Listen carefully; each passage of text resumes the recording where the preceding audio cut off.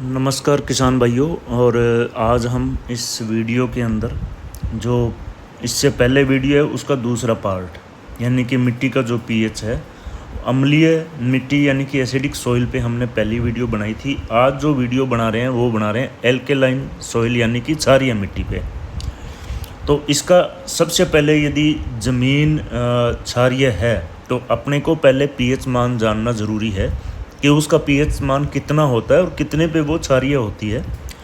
तो जो मिट्टी का पीएच स्केल 8 से लेके 14 के बीच में है तो वो मिट्टी क्षारीय मिट्टी है और उसके अंदर बहुत ज़्यादा प्रभाव पड़ता है फसल के ऊपर कि फसल की पैदावार अपने को सही नहीं मिल पाती है।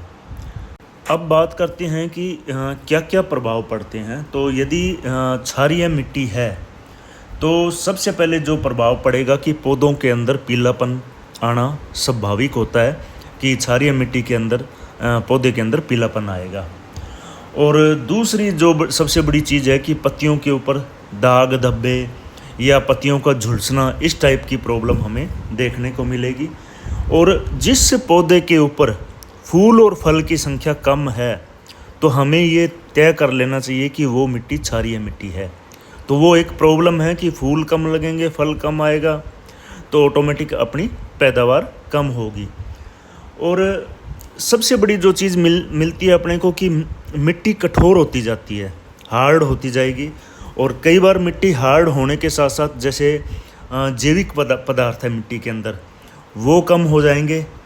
और साथ में साथ जो सूक्ष्म पोषक तत्व है जैसे कि आयरन हो गया, जिंक हो गया, मैग्नीज हो गया, मैग्नीशियम हो गया, इस टाइप के जो सूक्ष्म पोषक तत्व हैं उनकी कमी जो है पौधों पर देखने को अपने को मिलेगी।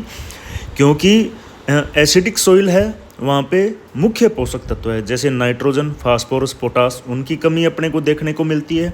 जहाँ पे क्षारीय भूमि है वहाँ पे जो मुख्य जो सूक्ष्म पोषक तत्व है उनकी जो कमी हमें देखने को मिलती है। तो दोनों के अंदर ये अंतर अपने को देखने को मिलता है।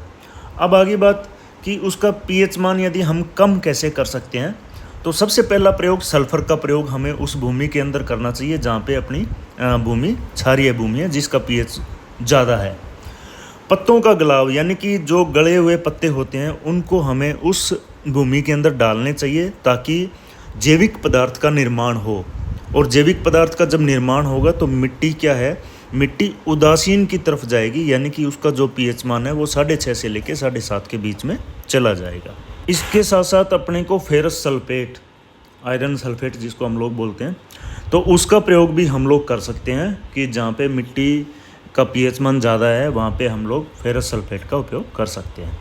अब आगे बात की जो अन्य कोई सुझाव है तो हमेशा मिट्टी का पीएच जो है परीक्षण करके ही सुधार करने की कोशिश करें और छोटे छोटे हिस्सों में सुधार का प्रयोग करें ताकि परिणाम देखें और धीरे धीरे हम लोग क्या है कि और भी भाग के अंदर हम लोग बढ़ा सकते हैं। रासायनिक खाद का प्रयोग कम से कम करें उस टाइम जब यदि पीएच मान ज़्यादा है या कम है। और प्राकृतिक विकल्प का चयन करने की कोशिश करें ताकि हम लोग इसके अंदर सफल हों।